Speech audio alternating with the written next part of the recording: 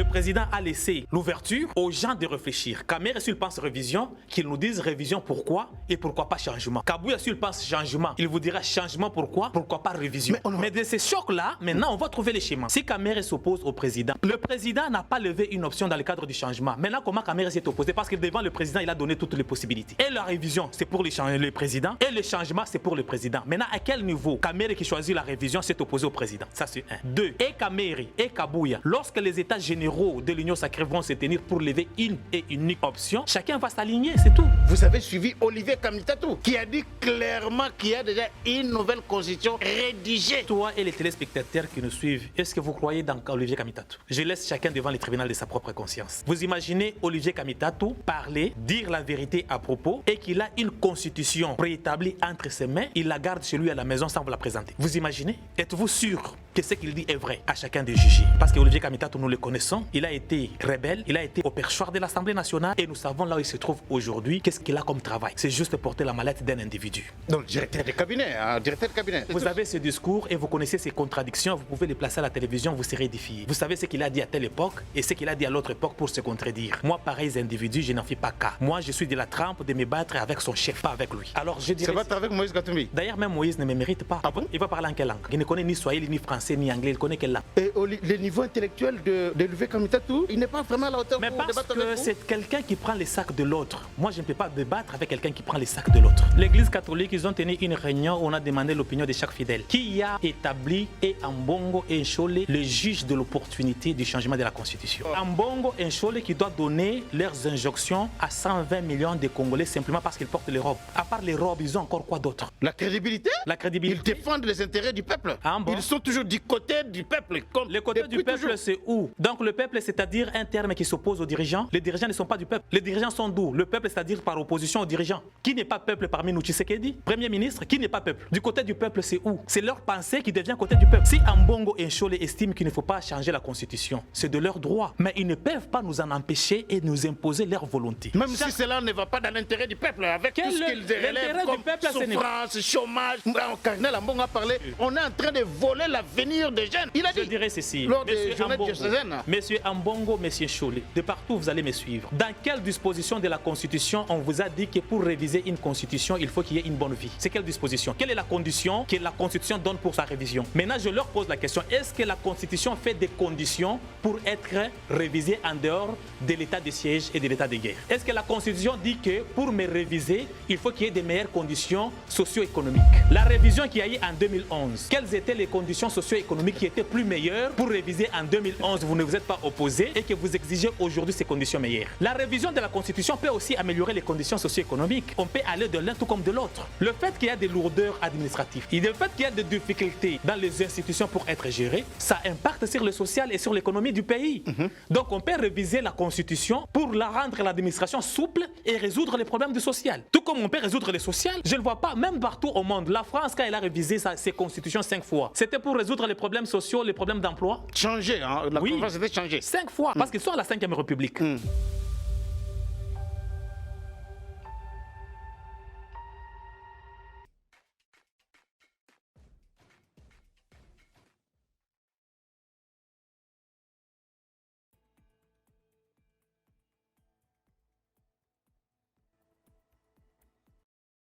Voilà, nous sommes encore là aujourd'hui pour votre magazine, les débats congolais. Nous allons aujourd'hui parler du face-à-face Kamerhe Félix Tshisekedi à la cité de l'Union africaine.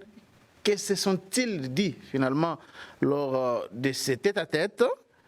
Nous parlerons aussi de la réplique du parti politique MLC à Abbé Nchole, le cardinal, qu'est-ce que j'ai dit, Monseigneur Nchole, qui avait sévèrement attaqué les leaders du MLC, et ça n'a pas tardé, le MLC a pondu un communiqué, un très long communiqué pour répondre à Abbé Nchole.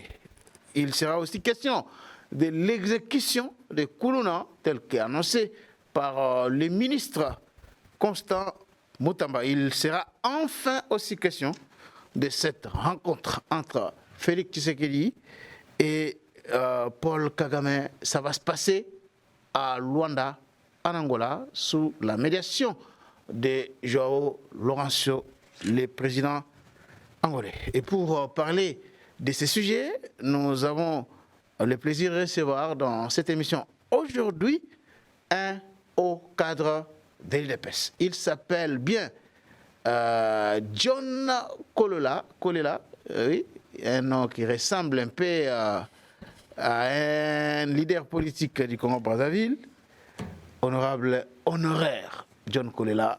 Bienvenue. Merci très cher Charles-Quint. C'est une très grande joie d'être sur votre plateau et surtout dans un pareil cadre où nous parlons des questions essentielles de la République pour éclairer la lanterne de toute l'opinion. Et je profite encore par la même occasion pour saluer les téléspectateurs qui nous ont beaucoup manqué pendant un peu longtemps. Cela est dû à la quantité de travail que nous avons vis-à-vis de la République aussi. Mais aujourd'hui, nous avons disposé du temps pour qu'ensemble, nous puissions éclairer l'opinion de notre peuple. Voilà ce qui est essentiel. Vraiment, ça c'est votre plateau, c'est votre émission. On n'a pas commencé aujourd'hui, ça fait plusieurs années. Évidemment, oui. Maintenant que nous vous invitons. Ce plateau m'a vu grandir. Vraiment.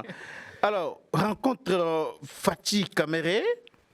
Enfin, est-ce que peut-on dire que le suspense est finalement levé? Parce que, vous savez, tout ce qui était dit sur le présidium de l'Union sacrée, hormis Mbosso, qui est d'accord avec les changements de la Constitution, le concept est bien précisé chez lui, Samalou Konde aussi, qui s'est dit favorable au changement par révision de la Constitution. Vous avez suivi la position de Modeste Bahati et Vital Kamere. Parlons d'abord de Kamere et puis on va aborder aussi la question relative à la déclaration politique de la FDC de Modeste Bahati. Est-ce qu'on peut dire que c'est tête-à-tête Kamere ou bien Fathi Caméré, le suspense élevé? Merci beaucoup, très cher Charles-Quint. Moi, je ne m'aimerais pas entrer dans la manière de concevoir les choses comme les comètes des mortels. J'ai toujours fait un effort pour garder une bonne dose de la démocratie dans ma tête pour me permettre de dire les choses de la manière que moi-même je pense. Sincèrement, je trouve que la population et certains politiciens, nous sommes très sévères vis-à-vis de certains leaders de notre pays, de certains leaders de certains partis politiques. Moi, dans ma façon de concevoir les choses, sincèrement, au niveau où se situe le débat, on ne peut pas condamner l'un et ne pas condamner l'autre. C'est-à-dire quoi? Chacun... Il faut condamner les deux? Non, il faut condamner personne.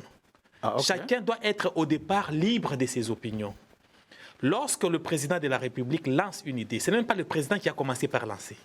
Il s'agit d'une question qui lui a été posée à partir de la Belgique, je crois, par un compatriote qui lui a posé la question et le président a donné son point de vue. Au départ, déjà, le président n'avait pas levé l'option allant dans un sens. L'idée du président, bon? Oui, le président avait dit ceci. Parce que nous plaçons parfois la charrue avant le but. Quelle a été la réponse du président déjà au départ? Il a répondu à cette question-là qu'on mettra au moment venu en place une commission des experts qui va évaluer et étudier les possibilités. Vous voyez déjà, pareil discours, ce n'est pas un discours tranché. C'est un discours ouvert qui laisse toutes les possibilités. Chaque fois quand le président parle, il parle de la commission qui va étudier. Mais si déjà au départ, le président devrait avoir une option levée, ça ne servirait à rien de mettre en place une commission pour étudier et évaluer. Déjà, l'idée de mettre en place une commission pour évaluer, c'est-à-dire que même le président reste ouvert à toute autre option. C'est-à-dire quoi? Il n'a pas son chemin en tête. Vraiment, vous pensez que le président Tshisekedi, tel qu'il est là, il n'a pas de schéma en tête. Et vous avez suivi. J'aimerais vous poser cette question avant que vous continuez. Vous avez suivi Olivier Kamitatou, qui a dit clairement qu'il y a déjà une nouvelle constitution rédigée. Et quelqu'un de la commission en question a fait à ce que leur parti politique et son leader lui-même puissent être en possession de la Constitution, de la nouvelle Constitution. Et toi et les téléspectateurs qui nous suivent, est-ce que vous croyez dans Olivier Kamitatou? Je laisse chacun devant les tribunaux de sa propre conscience. Vous imaginez Olivier Kamitatou parler, dire la vérité à propos, et qu'il a une constitution préétablie entre ses mains, il la garde chez lui à la maison sans vous la présenter. Vous imaginez? Êtes-vous sûr que ce qu'il dit est vrai? À chacun de juger. Parce que Olivier Kamitatou, nous le connaissons, il a été rebelle, il a été membre au perchoir de l'Assemblée nationale et nous savons là où il se trouve aujourd'hui, qu'est-ce qu'il a comme travail. C'est juste porter la mallette d'un individu. Donc, directeur de cabinet, hein, directeur de cabinet. Ok, comme vous voulez lui donner ce titre-là. Okay. Non, mais il a été nommé directeur de cabinet de Moïse Katumbi. Oui, mais vous avez ce discours et vous connaissez ses contradictions, vous pouvez les placer à la télévision, vous serez édifié. Vous savez ce qu'il a dit à telle époque et ce qu'il a dit à l'autre époque pour se contredire. Moi, pareils individus, je n'en fais pas cas.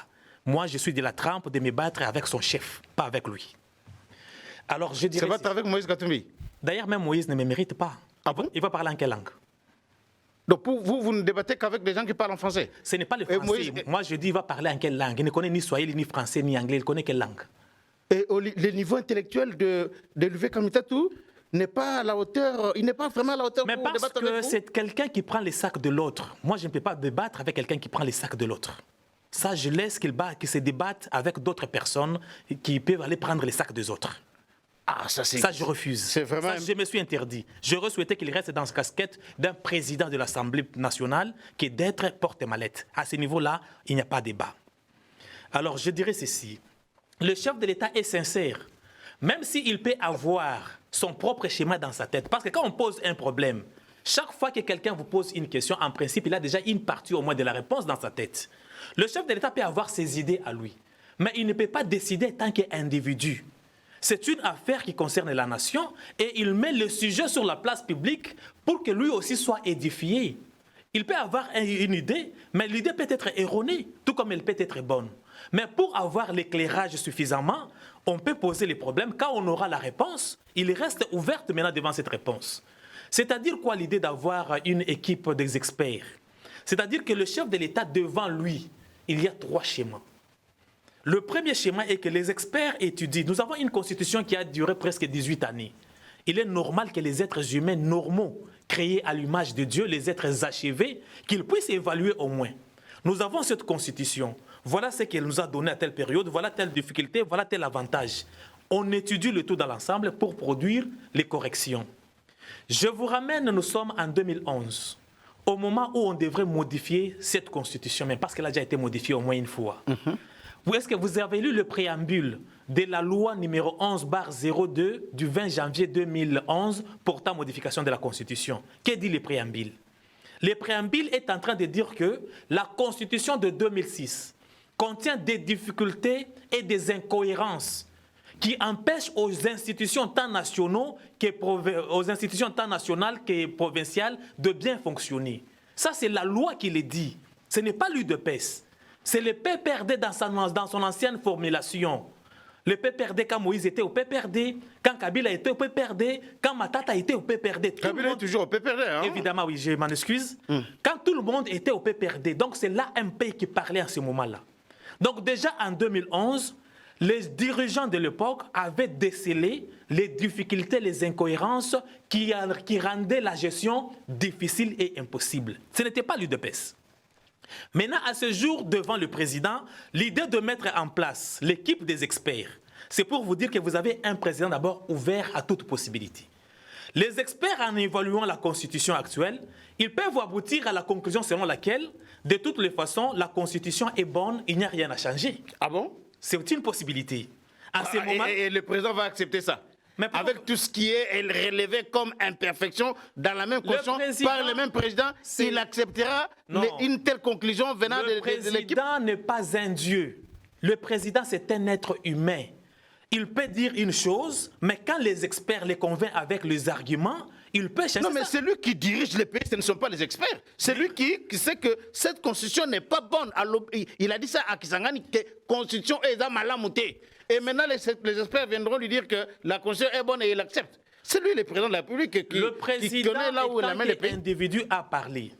Si les experts aboutissent à la conclusion que la constitution est bonne, ils vont présenter les arguments. On convainc l'être humain par les arguments. C'est par les arguments que toi, tu peux me convaincre. Je peux avoir une idée au départ. Je peux me tromper. Mais quand on a le conseil de quelqu'un d'autre avec les arguments preuves sur table, je peux toujours revoir ma position parce qu'il y a les arguments. Le chef de l'État, ce qu'il a donné, c'est sa position étant qu'individu. Il a parlé de ce qu'il a En vu. tant que chef de l'État, pas individu, attention. Le chef de Attention. l'État, c'est la fonction, mais dans la tête, quand on réfléchit, on peut réfléchir de manière Non, mais il a parlé en tant individuelle. que président de la République. Il a parlé en tant que président. dans le président et non de la- comme personne de Tshisekedi, ça c'est clair. Est-ce que le président de la République, c'est un homme ou pas? C'est un homme. Oui, c'est- un homme, mais il a Oui. parlé comme chef de Mais il l'État. réfléchit comme individu. Comme chef de l'État. Hein. C'est aussi un homme qui réfléchit. Il réfléchit avec sa propre tête. Mais En réfléchissant, pour il y a- cette matière ici, il s'est exprimé comme chef de l'État. Parce qu'il est... Je vous concède, moi je dis que chef de l'État soit-il, mais quand il réfléchit, c'est tant que Félix Tshisekedi qui réfléchit et qui dit ce qu'il pense aussi. Parce qu'il y a deux personnes dans un. Il y a et le chef de l'État et l'individu Tshisekedi en une même personne. Mais c'est lui qui parlait là, c'était le chef de l'État. On peut aller. Hein. Ok, on peut avancer. Deuxième possibilité, les experts peuvent vous dire que oui, la Constitution est bonne à 80%, mais voilà ce qu'il faut changer 2 ou 3 articles. Il faut réviser. Ils avancent aussi les arguments. Et la troisième possibilité, dans son ensemble, il y a un problème grave. Nous pouvons faire la refondation des fonds en comble. Là, on passe au changement. C'est-à-dire que c'est après étude, après évaluation, que le schéma sera donné. C'est là où vous avez posé, par exemple, le problème des caméras et des autres. Au niveau du débat où nous sommes, chacun est d'abord... On va arriver là. Mais est-ce que vous dites là, nous avons suivi le secrétaire général de votre parti politique, qui engage les partis, qui a dit clairement, parce que le président Tshisekedi ne parlait pas en tant qu'UDPS. Là, il parlait comme chef de l'État. Mais vous avez l'UDPS qui a dit clairement, changement de la Constitution, et c'est la vision même du père, du patriarche Tshisekedi, le leader maximum. Changement de la Constitution. C'est là où je dis. Ah, À ce niveau, nous sommes au niveau des préambules. Nous sommes au niveau du débat général. Chaque individu, pris un à un, peut émettre son point de vue individuel. C'est normal. Kabouya parlait en tant que CG aussi de l'UDPS. Hein, Je dois peux vous préciser. dire que Kabouya, c'est le secrétaire général de l'UDPS, mais je peux vous dire que jusqu'aujourd'hui, l'UDPS ne s'est pas encore réuni. Non, mais il a convoqué même les La États généraux des villes fédéraux pour parler de la question du changement de la Constitution. parlez C'est un bien. communiqué qui a été publié. Nous avons même partagé ça. Mais pourquoi vous mettez la charrue avant le bœuf? Il a juste convoqué, on n'a pas encore réuni les gens pour parler. C'est là où je dis que convoquer les gens en est un fait, mais se réunir maintenant pour décider en est un autre. Oui, il a parlé. Oui, il a donné sa pensée. Oui, il a dit au nom de l'UDPS, étant que secrétaire général. Mais c'est lui-même encore qui a convoqué les autres pour venir en discuter. C'est-à-dire que ce qu'il avait dit doit être mis devant tout le monde. Formalisé, de sorte que les uns et les autres. Dans cette réunion-là, par exemple, de l'UDPS, tout le monde ne viendra pas dire seulement oui, on doit changer.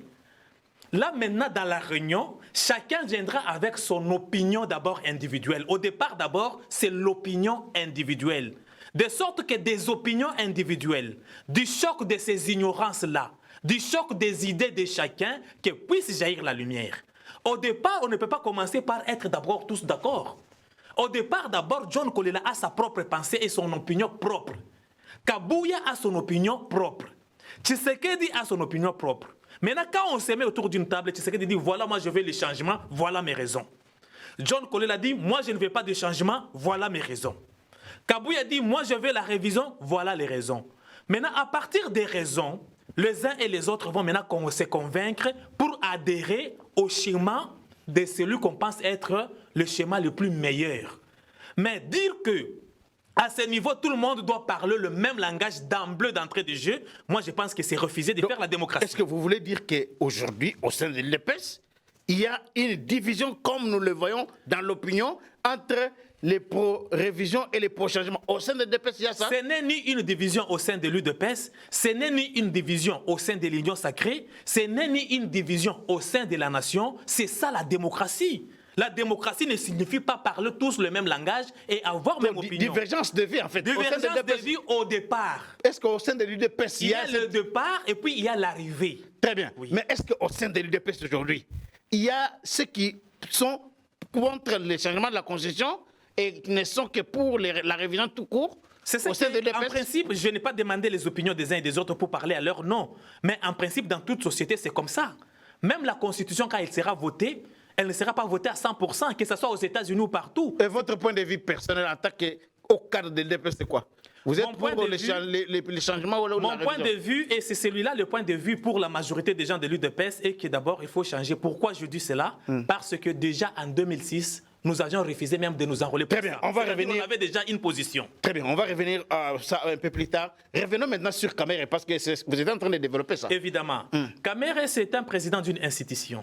Il s'agit ici de la gestion d'une république et non des partis politiques, quoiqu'il est président de son propre parti. S'il est allé voir le président, il est allé le voir sur des questions d'intérêt général, particulièrement les questions qui font couler beaucoup d'encre et de salive. Il est vrai que de nos jours, nous avions vu par exemple la hausse des prix de certains denrées. Nous voyons qu'il y a des embouteillages à gauche et à droite qui ne disent pas leur nom. Nous voyons qu'il y a la question de révision ou de changement de la Constitution qui divise la société. Et tant que président de l'institution, il est normal qu'il parte discuter avec le chef de l'État, surtout que dans 2-3 jours, c'est demain, qu'il va aller prononcer son discours sur l'état de la nation. Ça, c'est le président. Hein? Le président, oui. Alors, il était normal que Kamere, étant que président de l'institution, avec le chef de l'État, qu'il discute sur ces questions-là. Et la question la plus majeure que tout le monde attendait, c'est la question de la révision ou du changement de la Constitution.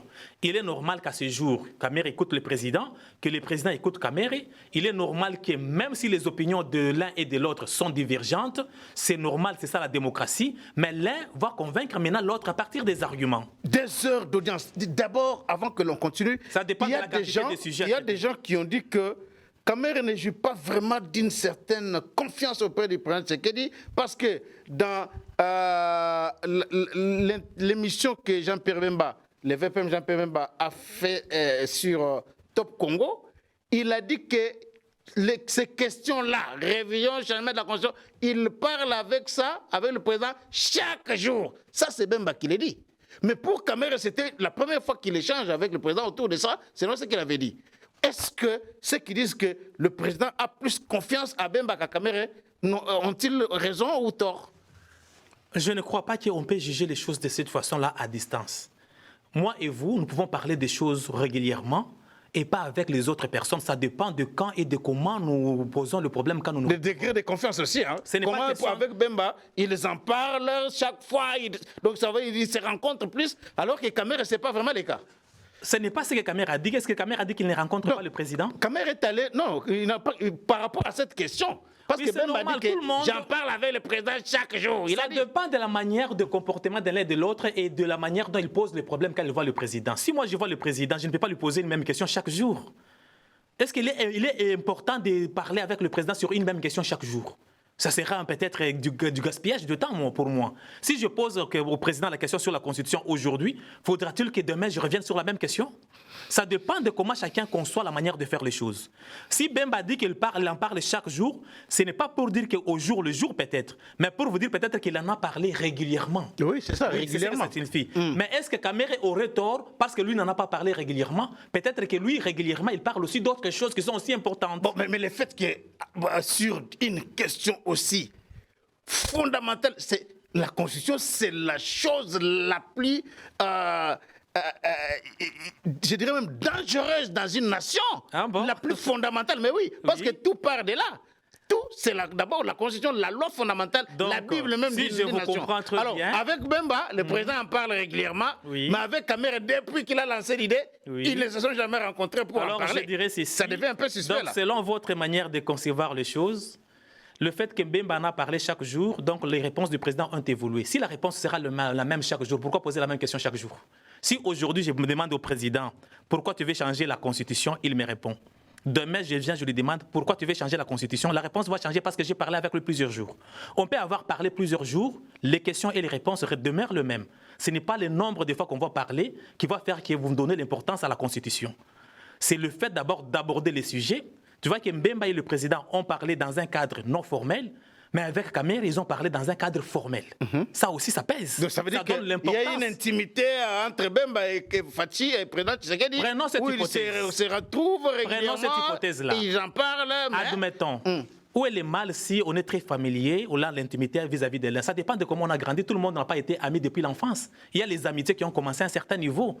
Donc, même les degrés d'intimité n'est pas dit que si je ne suis pas trop intime en toi, c'est que je ne t'aime pas ou bien toi tu es à distance. Ça dépend de comment on a grandi, de comment on a évolué, de comment on a joué au football. S'il peut créer des relations d'inquiétance par rapport à l'autre, mais on est toujours ensemble, sans que l'un ne se sent pas frustré. Très bien. Alors, maintenant, lorsque Kamere sort de cette audience-là, il a parlé de 2 heures d'audience. Il dit, lui parle révision et non changement. Alors que les débats ici qui divisent l'opinion, la classe politique, c'est le changement et la révision. La révision, oui, mais à l'exception des matières verrouillées. Mais Kamere connaît bien les débats sur les changements. Lui ne parle que de la révision. Est-ce que ça veut tout dire? Oui, ça veut tout dire, c'est ce que j'étais dit. Que lui est pour la révision et non les changements. Je vous ai dit que nous sommes au niveau des préliminaires de débat général et chacun est libre d'abord de commencer par donner son opinion et de la défendre. C'est après, quand on va convoquer par exemple les États généraux aussi maintenant de l'Union sacrée, qu'on va maintenant discuter sur des questions, élever une option qui sera pour tout le monde. Si vous condamnez Kamere parce qu'il parle de la révision, mais le président... Je n'ai condamné personne, je pose la question. Je parle de la population, ceux-là qui condamnent. Le fait qu'il ne soutient pas le changement. Et le président lui soutient quoi jusqu'à la preuve du contraire? Quelle est la position du président? Parce que le président parle de toutes les 2 possibilités. Donc, il y a révision et changement. Oui, il dit que les experts vont étudier pour nous donner la voie à suivre. C'est-à-dire que le président lui-même n'a pas encore parlé d'une option. N'a pas tranché de manière encore tranché. À ce moment-là, nous condamnons quelqu'un. C'est pour vous dire que le président a laissé l'ouverture aux gens de réfléchir. Kamere, s'il pense révision, qu'il nous dise révision pourquoi et pourquoi pas changement. Kabouya, s'il pense changement, il vous dira changement pourquoi pas révision. Mais de ces chocs-là, maintenant, on va trouver les schémas. Honorable Kolela, vous pensez vraiment que quelqu'un comme Augustin Kabouya, secrétaire général de l'UDPS, il peut avoir le courage de parler changement de la Constitution sans que cela ait été voulu par le président Tshisekedi? Vraiment, vous êtes sûr qu'il peut se permettre d'aller comme ça là? Avec votre question, vous êtes en train de remettre en cause la démocratie et la liberté de penser. Donc vous estimez que Kabouya vit par procuration. Vous pensez que tout ce qui peut se passer au niveau de l'UDPS doit être obligatoirement être dicté par le chef de l'État? Non, ça ne se passe pas comme ça l'UDPS. Nous avons grandi dans la démocratie. Le chef de l'État, tu le connais très bien. Je sais que vous êtes journaliste et vous posez des questions de manière à être neutre. Mais tant qu'être humain, vous connaissez de quoi est capable Tshisekedi, de quoi il n'est pas capable. Par rapport à la démocratie, il laisse chacun faire son travail. Il reste chacun sa liberté de penser, sa liberté d'expression. Le président peut avoir son idée. Kabouya peut avoir son idée. Si Kabouya parle, ça ne signifie pas que ça a été dicté par le chef de l'État. Je vous assure qu'il y a des choses, quand Kabouya a déjà parlé, et quand le chef de l'État parle, même Kabouya est étonné. Ah, il a suivi un peu, en tout cas, mon schéma, c'est là où je suis aussi. Heureusement que je l'avais annoncé avant lui. Vous comprenez? Donc, il y a cette liberté-là. Le chef de l'État n'est pas dans le cerveau de tout le monde pour commencer à dicter ce qu'on doit faire. Et surtout là, au niveau de la pensée, qu'est-ce qu'il a à perdre en laissant chacun de penser librement en attendant une solution? Mais on a suivi maintenant dans l'opinion, après les tête-à-tête Fachi Kamere, dans l'opinion aujourd'hui, les gens disent que Kamere a clairement émis un point de vue s'opposant à Félix Tshisekedi qui veut briguer le 3e mandat à travers les changements de la Constitution. Et il le salue. J'ai vu des gens aujourd'hui dire c'est Kamere aujourd'hui qui est vraiment un vrai démocrate. Il ne s'inscrit pas dans un schéma suicidaire de Félix Tshisekedi qui veut s'éterniser au pouvoir. Je dirais ceci. Ces gens-là sont en train de se masturber sur la place publique pour essayer de trouver satisfaction à leurs propres pensées. Si Kamere s'oppose au président, à quel moment le président a dit c'est les changements, ce n'est pas la révision? Si je vous ai posé cette question-là tantôt, là, c'est une manière de parler. Le président n'a pas levé une option dans le cadre du changement. Maintenant, comment Kamere s'est opposé? Parce que devant le président, il a donné toutes les possibilités. Et la révision, c'est pour le président, et le changement, c'est pour le président. Maintenant, à quel niveau Kamere qui choisit la révision s'est opposé au président? Ça, c'est 1. 2. À quel moment le président vous a dit qu'il cherche à briguer le 3e mandat? Non, il ne peut pas le dire comme ça. C'est que, au cas où on a une nouvelle constitution, c'est naturel. Je suis en train d'en parler.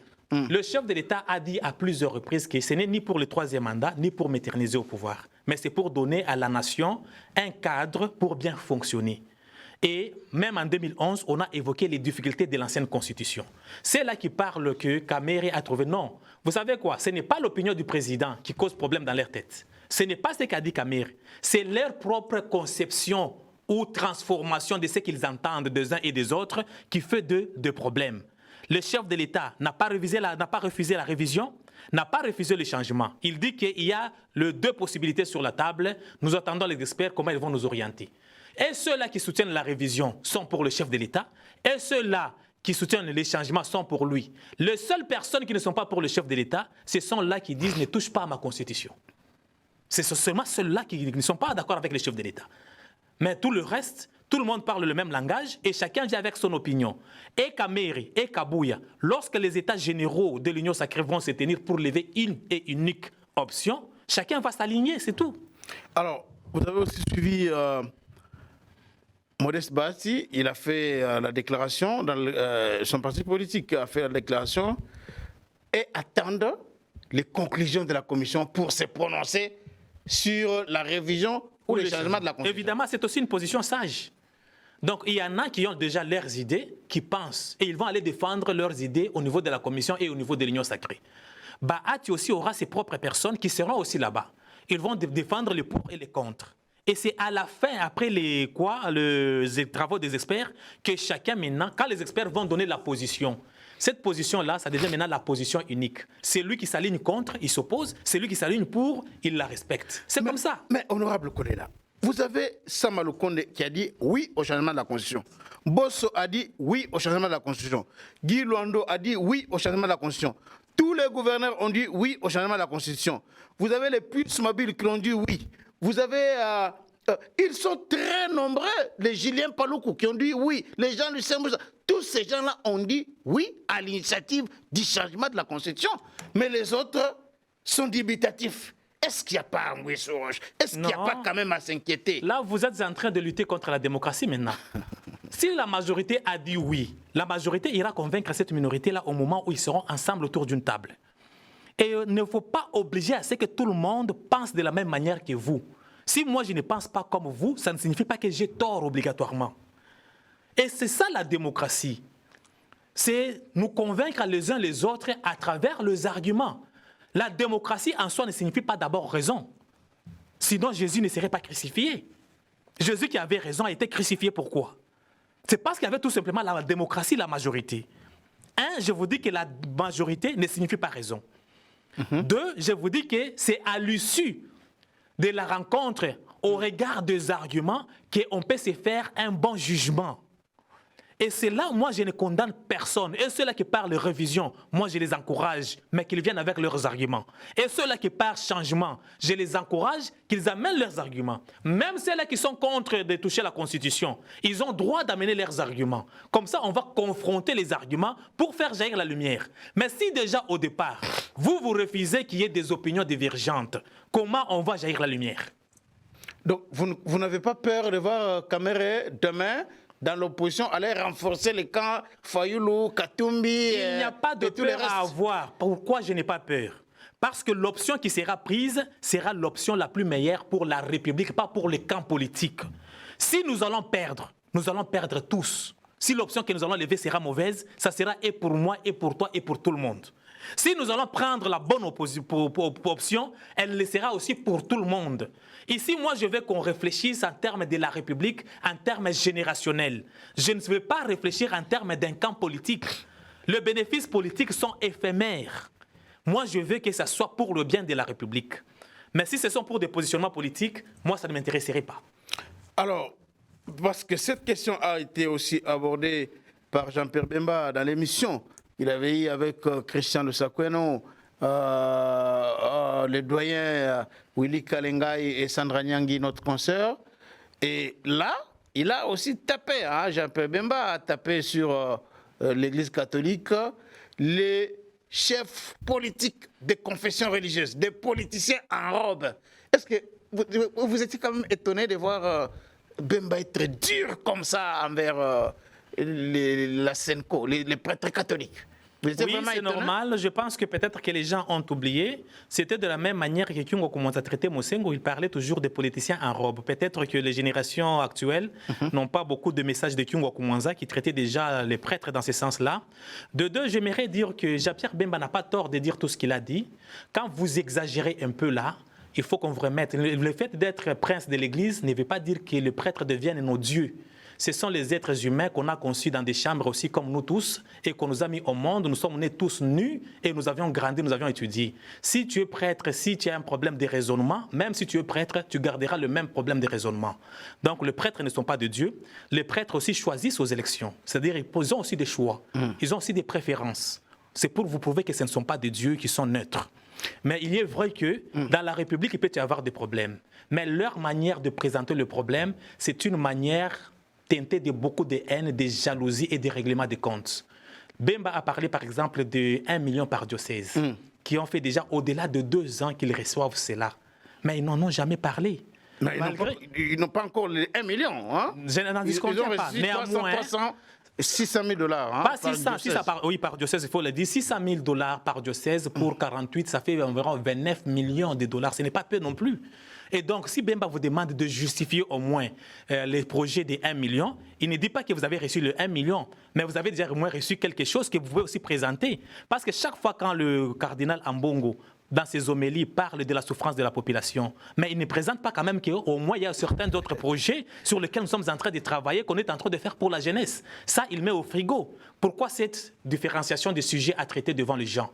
C'est ce qui prouve qu'il a un camp qu'il a déjà choisi. Donc, même si c'est 600, c'est beaucoup d'argent, c'est l'argent du peuple qu'on vous a donné pour des projets. Et je ne crois pas que ce soit le seul projet. Et je profite de votre micro pour dire à la population qu'il ne s'agit pas seulement de l'Église catholique. Puisque ce sujet, si moi j'en ai parlé au moment de la campagne électorale, peut-être que mon environnement a été réduit à une circonscription. Mais aussi l'Église protestante, aussi on a donné la même somme pour le même sorte d'école. $1 million. Évidemment, oui, l'Église protestante aussi a sa part. Donc c'est pour vous dire que le gouvernement est en train de travailler au profit de la jeunesse, mais l'Église catholique accuse le président de ne pas, ou le régime de ne pas travailler pour la jeunesse. C'est cette discrimination-là dans le discours qui font classer ces gens-là comme des politiciens en robe. Ce sont des individus comme nous tous. La seule différence, c'est qu'ils portent des robes. Moi aussi, je pourrais porter la robe. Alors, parlant de la révision ou changement de la Constitution, Abbé Chollet, dans la déclaration qu'il avait lue de la Senco, il avait dit qu'il s'oppose au principe de la révision ou du changement imprudent et maladroite de la Constitution. Il s'oppose. Donc, Ambongo l'avait dit, on ne peut pas aujourd'hui accepter de gaspiller des énergies comme ça, alors qu'il y a des priorités, on vole l'avenir même de la jeunesse, au lieu de travailler pour relever tous ces grands défis, la souffrance de la population, mais on passe des temps inutilement à parler, gaspiller de l'énergie pour parler de la révision ou changement de la Constitution. Ce n'est pas opportun. Là, c'est la position officielle même de l'Église catholique. Hein. L'Église catholique, ils ont tenu une réunion où on a demandé l'opinion de chaque fidèle. Point d'interrogation. Qui a établi et Ambongo et Chollet le juge de l'opportunité du changement de la Constitution? Les gardiens de la moralité publique, de l'intégrité, ceux qui militent pour... C'est Ambongo et Chollet qui doivent donner leurs injonctions à 120 millions de Congolais simplement parce qu'ils portent les robes. À part les robes, ils ont encore quoi d'autre? La crédibilité? La crédibilité. Ils défendent les intérêts du peuple. Ah, bon? Ils sont toujours du côté du peuple. Le côté du peuple, c'est où? Donc le peuple, c'est-à-dire un terme qui s'oppose aux dirigeants. Les dirigeants ne sont pas du peuple. Les dirigeants sont d'où? Le peuple, c'est-à-dire par opposition aux dirigeants. Qui n'est pas peuple parmi nous? Tshisekedi, Premier ministre, qui n'est pas peuple? Du côté du peuple, c'est où? C'est leur pensée qui devient côté du peuple. Si Ambongo et Chollet estiment qu'il ne faut pas changer la Constitution, c'est de leur droit. Mais ils ne peuvent pas nous en empêcher et nous imposer leur volonté. Même si cela ne va pas dans l'intérêt du peuple, avec tout ce qu'ils relèvent comme souffrance, chômage. Cardinal Ambongo a parlé de l'avenir. On est en train de voler l'avenir des jeunes. Il a dit. Je dirais ceci. Lors des journées diocésaines. Monsieur Ambongo, monsieur Chollet, de partout vous allez me suivre. Dans quelle disposition de la Constitution on vous a dit que pour réviser une Constitution, il faut qu'il y ait une bonne vie? C'est quelle disposition? Quelle est la condition que la Constitution donne pour sa révision? Ils peuvent nous donner l'article et disent qu'il faut respecter la Constitution. Maintenant, je leur pose la question, est-ce que la Constitution fait des conditions pour être révisée en dehors de l'état de siège et de l'état de guerre? Est-ce que la Constitution dit que pour me réviser, il faut qu'il y ait des meilleures conditions socio-économiques? La révision qu'il y a eu en 2011, quelles étaient les conditions socio-économiques qui étaient plus meilleures pour réviser en 2011? Vous ne vous êtes pas opposé et que vous exigez aujourd'hui ces conditions meilleures. La révision de la Constitution peut aussi améliorer les conditions socio-économiques. On peut aller de l'un tout comme de l'autre. Le fait qu'il y a des lourdeurs administratives et le fait qu'il y a des difficultés dans les institutions pour être gérées, ça impacte sur le social et sur l'économie du pays. Donc on peut réviser la Constitution pour la rendre l'administration souple et résoudre les problèmes du social. Tout comme on peut résoudre les sociales, je ne vois pas, même partout au monde, la France, quand elle a révisé ses constitutions 5 fois, c'était pour résoudre les problèmes sociaux, les problèmes d'emploi. Changer, hein? La conférence c'était changer. 5 fois, parce qu'ils sont à la 5e République. C'était pour résoudre... On parle même de la 6e République déjà, pas de Mélenchon et autres. Donc, vous comprenez qu'ils peuvent être prêtres, ils sont de bons prêtres, mais de piètres politiciens. Il ne faut pas confondre les terrains sur lesquels vous êtes. Si vous êtes sur le terrain de la politique, vous pouvez parler social, mais n'entrez pas dans les jeux politiques. Là, vous risquez de vous discréditer. Vous êtes meilleur, vous avez étudié, mais pour être des prêtres, pour être des pasteurs. Mais pas la politique, ça, ce n'est pas vous. Lorsque vous regardez les discours de ces prêtres qui mettent en exergue les vrais problèmes des Congolais, la souffrance, le chômage, le manque d'électricité, on n'en disconvient pas. Le problème que nous avons aujourd'hui, ce ne sont pas les problèmes créés par le régime actuel. Ce sont les problèmes hérités.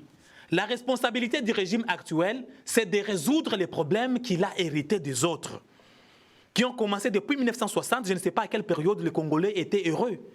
C'est un problème hérité. Et vous ne pouvez pas empêcher à ce qu'on puisse poser les actes dans certains domaines de la société parce que les autres sont encore en souffrance. C'est comme si il faut commencer par résoudre un aspect du problème, on garde d'abord les autres, on commence à résoudre aspect par aspect. Ici, l'État ne fonctionne pas comme ça.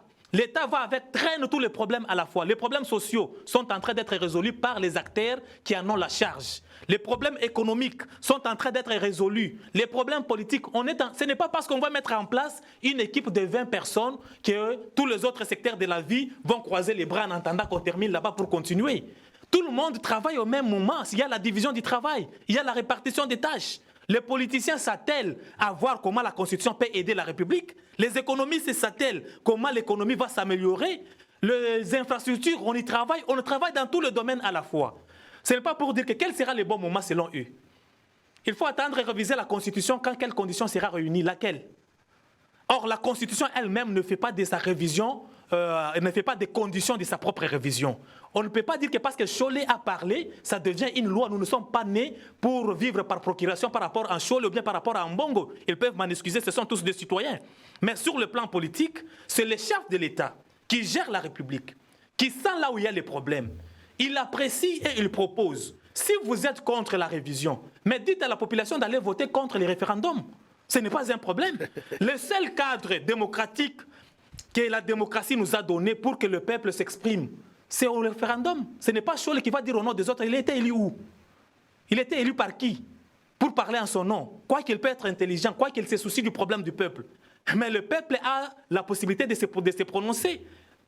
On va aller à la question référendaire. Cholet ira écrire non. Mbongo écrira non. Moi, j'écrirai oui. À la fin du compte, on va comptabiliser les voix. Si les non l'emportent, on s'incline, nous. Si les oui l'emportent, Mbongo et Cholet s'inclinent. Engager des sommes colossales comme ça pour les référendums dans un pays aussi pauvre où le problème, il y a des grèves. Vous ne voyez pas que cet argent-là qui peut être employé pour le référendum peut servir à résoudre... Est-ce que la démocratie est une valeur? Oui, la démocratie est une valeur. Est-ce que la démocratie a un prix à payer? C'est combien la démocratie?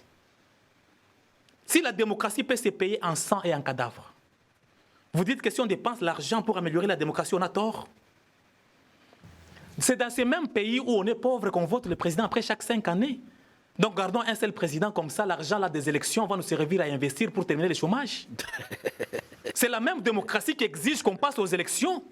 Et c'est la même démocratie qui peut nous demander après 20 ans de passer au référendum. Parce que la démocratie a un coût.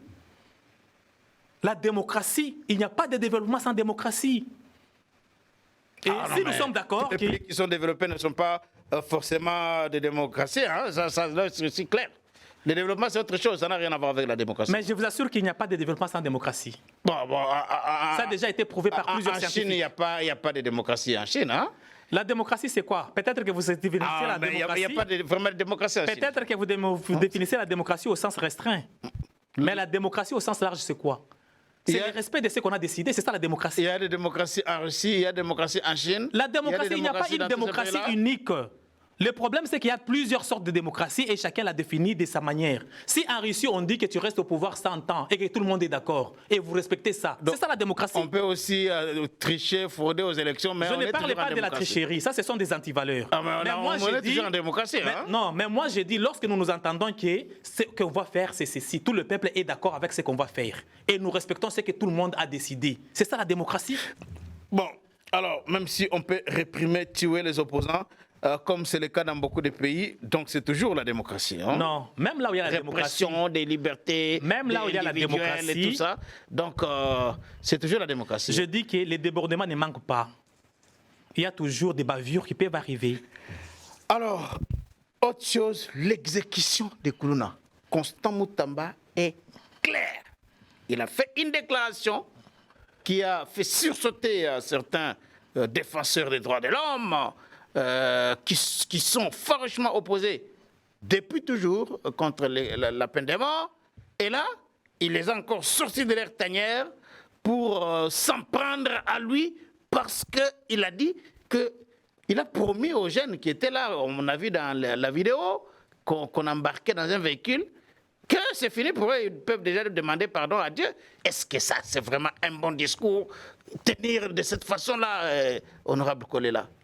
Je dis ceci. Je me rappelle bien en 2014 ou 2015 ou 2016, il y avait un débat au niveau du Parlement par rapport à l'opération Likofi. Je suis de ceux-là qui avaient pris la parole pour dire que ça ne peut pas se passer, c'est un crime. J'avais refusé qu'on exécute les Koulouna. Pourquoi j'avais refusé? Parce que la manière dont l'opération s'est passée, c'était sans jugement. On arrive en cours de route, on trouve quelqu'un, on estime qu'il est Koulouna, on tire sans lui donner la possibilité de se justifier. Là, c'est condamnable. Mais du moment où il y a les lois du pays, il y a les institutions juridiques devant lesquelles on vous présente, devant lesquelles on a établi votre culpabilité. Au regard de ce que les Koulouna font, oui, c'est bien bon de parler droits de l'homme. Le même droit de l'homme doit s'élever lorsqu'on est dans les Koulouna tue les citoyens. Nous tous ici à Kinshasa, comme en République démocratique du Congo, nous sommes témoins de ce que font les Koulouna au jour le jour. Il n'y a pas longtemps, je pense il y a 1 ou 2 semaines, vous avez enterré votre propre consoeur. Vous l'avez enterré. Vous l'avez enterré. Suite à quoi? Au Koulouna. Et ils ont tué. La consoeur avait les droits de l'homme sur elle aussi. Votre consoeur. Mais du moment où c'est un jugement, ce n'est pas Moutamba qui va tuer les Koulouna. C'est la loi qui tue les Koulouna parce que notre loi reconnaît la peine de mort. Ici, il n'est pas question de commencer à coller les individus aux faits. Est-ce que ce ne sont pas jusque-là des jugements expéditifs dont les voies de recours n'ont pas été épuisées? Il est question de respecter le droit. Je ne dis pas que les voies ne sont pas épuisées. Mais dans l'hypothèse où les voies sont épuisées, on doit les exécuter. Ah bon? Je dis dans l'hypothèse où toutes les voies sont exploitées et que c'est ça la tendance. Mais qu'est-ce qu'on ne peut pas les envoyer même à Kanyamaka, c'est là-bas qu'ils allaient prendre les jobs, il faut carrément les tuer comme ça. Je ne pense pas que les jugements seront les jugements uniques pour tout le monde, que tout le monde, chaque Koulouna, c'est la mort, c'est la mort, c'est la mort. Mais pour ceux-là, que le jugement sera la peine de mort, il est normal qu'on les exécute. C'est aussi une manière de les aider. Pendaison. Parce qu'il a parlé de pendaison, hein? Exécution publique, pendaison. Moi, je dis ceci. Ça sont quand même des choses pourquoi on a peur de la mort? Pendaison publique. Il ne faut pas avoir peur de la mort, c'est aussi une manière de les laisser se reposer parce qu'ils savent qu'ils font là, ce n'est pas normal. Du moment où je dis très bien, je suis logique, je sais que peut-être les gens vont commencer à couper les morceaux pour dire que voilà ce qu'il a dit. Non, je dis ceci.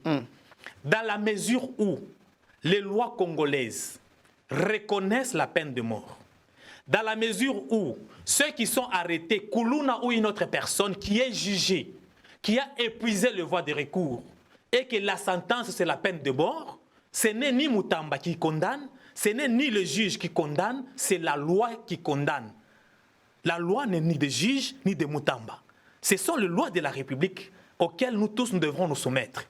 Mais au regard de gaffes, des bavures que ces gens-là ont causées dans la République durant des années et des années, il faut qu'on prenne aussi des mesures drastiques et draconiennes. Surtout qu'on les a prévenus d'avance.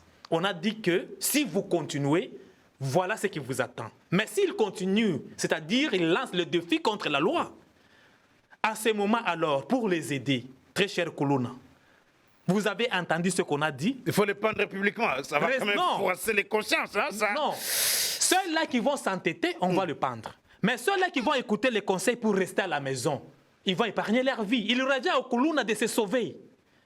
Vous avez déjà la nouvelle. La nouvelle, là, ce n'est pas Moutamba qui vous dit, c'est la loi. Moutamba n'a fait que rappeler la loi.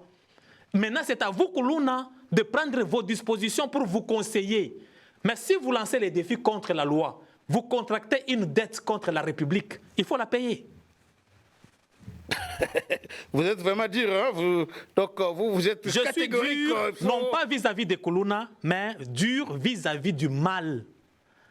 Parce que ce n'est pas n'importe quel Koulouna. C'est le mal qu'il va faire qui va faire de lui un Koulouna. Ce n'est pas l'individu en soi, mais le mal. Lui, il tue. On dit que parce que c'est un Koulouna, il faut les cajoler. Mais si lui, on le tue, on dit que c'est ça les droits de l'homme. Les droits de l'homme, c'est par rapport à la loi. Si on viole la loi, oui, on va condamner les exécutants. Mais s'ils ne violent pas la loi, vous allez dire quoi? Parce qu'on sait qu'avec l'histoire des peines de mort, la vérité peut-être peut ressurgir 10 ans après, alors qu'on aurait déjà tué un innocent. Et même quand vous faites la perpétuité, vous pouvez consommer toute la perpétuité et mourir en prison, et puis la vérité surgit. La justice ne veut pas dire toujours la vérité. La justice et la vérité sont deux mots différents. La justice veut dire que ce qu'on a trouvé en ce moment-là, conformément à la loi, ça peut ne pas être la vérité. Mais si tu ne sais pas bien te justifier et qu'on te condamne, la justice n'a pas tort. Rencontre Fachi Kagame à Luanda. Tu sais qu'il avait dit qu'il ne verra Kagame qu'au ciel. Et le ciel, c'est Luanda aujourd'hui, là. Non, le ciel, ce n'est pas Luanda. Il ne verra Kagame au ciel que si Kagame refuse de se comporter comme un être humain créé à l'image de Dieu ou comme une créature achevée. Mais si Kagame est prêt à changer sa position pour se comporter comme un être humain, il est normal qu'on puisse le pardonner. Et vous pensez que c'est le cas le 15? Il est maintenant, Kagame est revenu au bon sentiment pour... Comment on le saura avant de parler avec lui? Il faut qu'on l'écoute.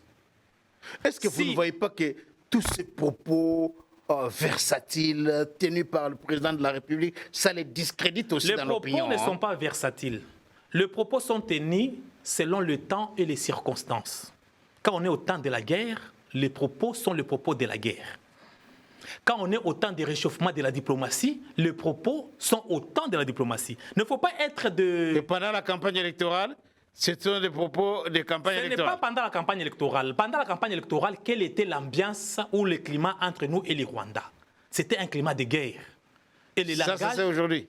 Ça n'a pas cessé, mais il y a les facilitateurs qui essayent de faire comprendre raison à l'un et à l'autre. C'est normal. Même du temps de Hitler, il y avait des propos qu'on ne peut pas tenir aujourd'hui vis-à-vis de l'Allemagne.